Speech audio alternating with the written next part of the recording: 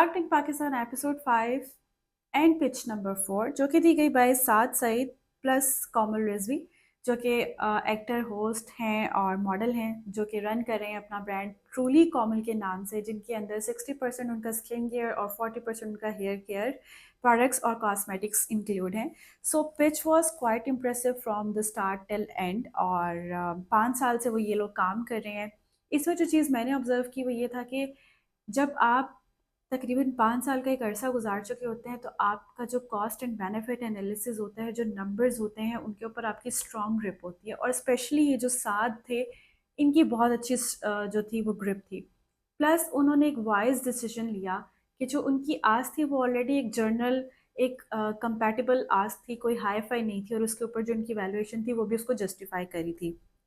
लेकिन यहाँ पर वो जो नेट मार्जिन है वो 15 से 19% तक बना रहे थे अपनी प्रोडक्ट के ऊपर ओवरऑल। तो उनकी जो इस वक्त आस थी वो 3.5 करोड़ के ऊपर 5% इक्विटी थी। सो यहाँ पर जो आफ्ताब और अलीना है, उन्होंने स्टेप आउट किया क्योंकि वो इसके अंदर थोड़ा लीस्ट इंटरेस्टेड थे।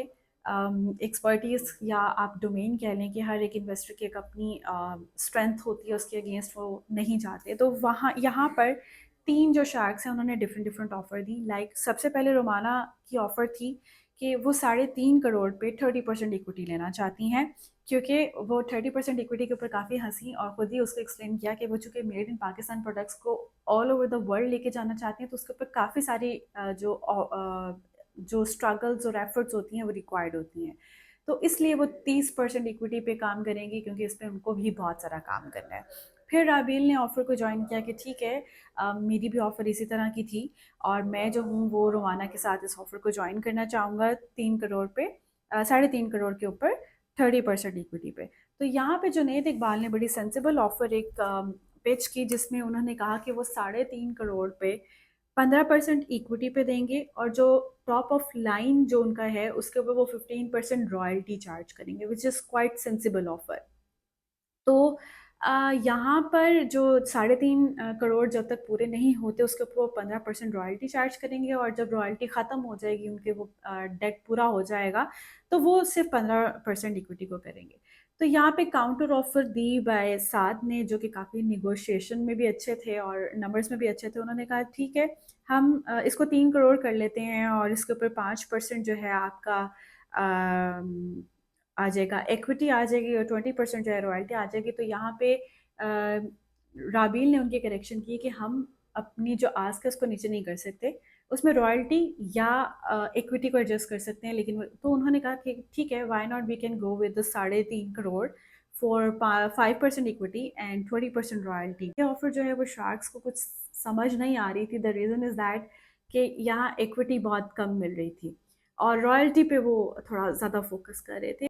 यहाँ पे साद ने शार्क से कहा कि आप लोग बहुत सारी जो है वो इक्विटी ले रहे हैं, तो इसमें हमारे ब्रांड का कुछ नहीं बनेगा। यहाँ पर जो पॉइंट आता है वो ये है कि जब आप एक अच्छा बिजनेस रन कर रहे होते हैं, आपको उसके कॉस्ट एंड बेनिफिट एनालिसिस आपने किया होता है, आपको उसके प्रॉफिट के पोटेंशियल का पता होता है, आपने वैल्यूएशन ठीक की होती है, आपने आस्क ठीक की होती है। तो यहाँ आप पे जिम्मेदारी आती है कि आप अपने बिजनेस को किस हद तक सिक्योर करते हैं और आपका मार्जिन क्या है।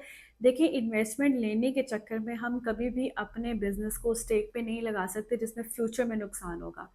एक बिजनेस 30% इक्विटी बर्दाश्त कर सकता है, एक बिजनेस सिर्फ 5 से 10% की रेंज रखता है, क्योंकि उसके जो नेट मार्जिन होते हैं वो काफ़ी फ्लक्चुएट कर रहे होते हैं और हमेशा कंपनीज अपना फ़ायदा चाहती हैं। तो यहाँ पर साद ने बहुत अच्छी और सेंसिबल जो है वो ऑफ़र रखी, बट शार्क की ऑफ़र्स को एक्सेप्ट नहीं किया।